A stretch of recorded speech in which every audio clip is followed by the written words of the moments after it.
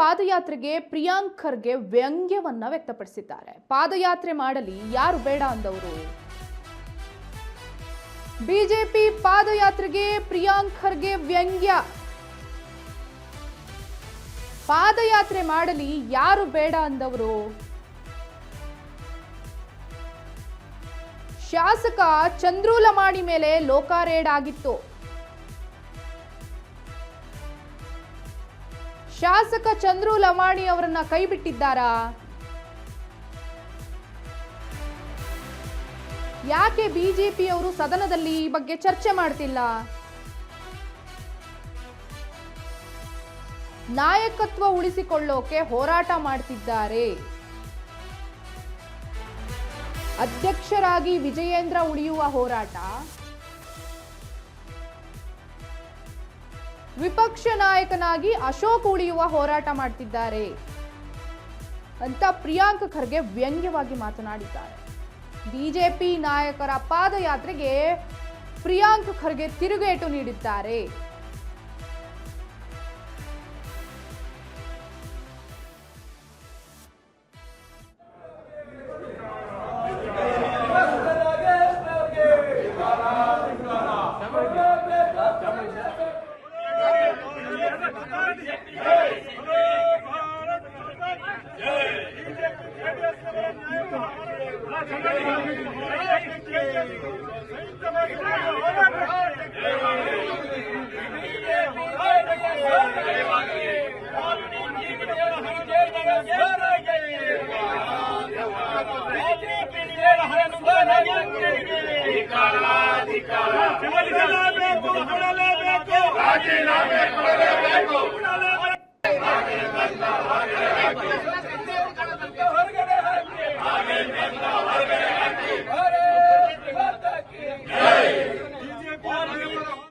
ಆಧಾರದ ಮೇಲೆ ಕೇಳಿದರೆ ನಮಗಂತೂ ಯಾವುದೂ ಮಾಹಿತಿ ಇಲ್ಲ.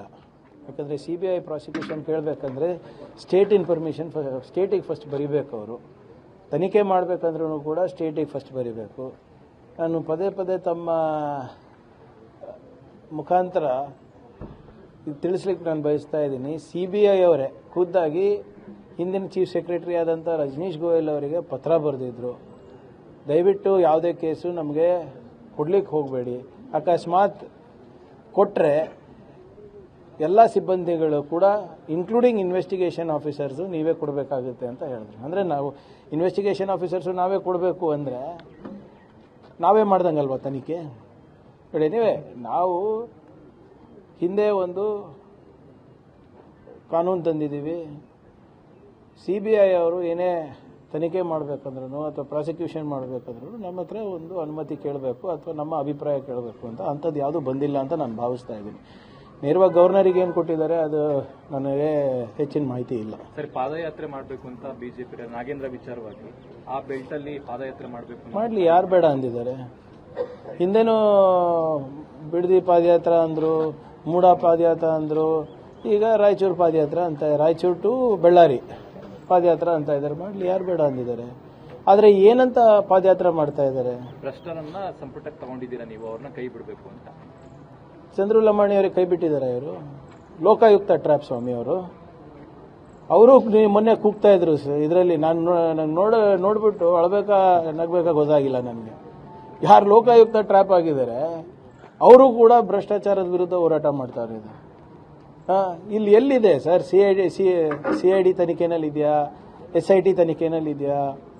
ನಿಮ್ಮ CBI ಮತ್ತು IT ED ತನಿಖೆನಲ್ಲೂ ಕೂಡ ಲಾಸ್ಟಲ್ಲಿ ಅಂದರೆ 2ನೇ FIRನಲ್ಲಿ ಚಾರ್ಜ್ ಶೀಟ್ ಹಾಕಿರೋದು. ಎಲ್ಲರಿಗೂ ಗೊತ್ತು ಯಾವ ರೀತಿ IT ED CBI ಕೆಲಸ ಮಾಡ್ತವೆ ಅಂತ. ಎಲ್ಲಿದೆ ತೋರಿಸ್ಲಿ, ಎವಿಡೆನ್ಸ್ ಎಲ್ಲಿದೆ ತೋರಿಸಿ.